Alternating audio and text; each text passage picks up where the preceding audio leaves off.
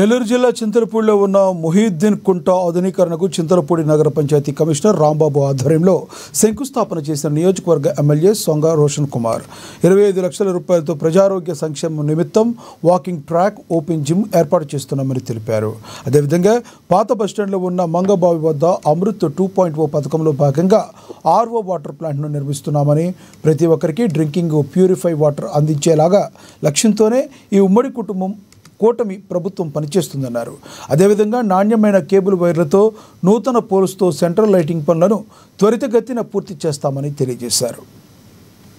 చింతలపూడి నగర panchayat development activities భాగంగా ఈ రోజున కావూరి బస్టాండ్ దగ్గర ఉన్న మూవింగ్ చెరువులో దానికి సంబంధించిన డెవలప్మెంట్ యాక్టివిటీస్ లో ఒక వాకింగ్ ట్రాక్ అలాగే జిమ్ కూడా ఇక్కడ ఏర్పాటు చేయడానికి మరి ఈరోజు మున్సిపల్ కమిషనర్ గారు నిమిత్తం ఇక్కడ కొట్టడం జరిగింది. 25 lakhs వాకింగ్ ట్రాక్ కానీ జిమ్ కానీ మరి ఇక్కడ రాబోతుంది. చింతలపూడి చింతలపూడి అలాగే దీంతో పాటు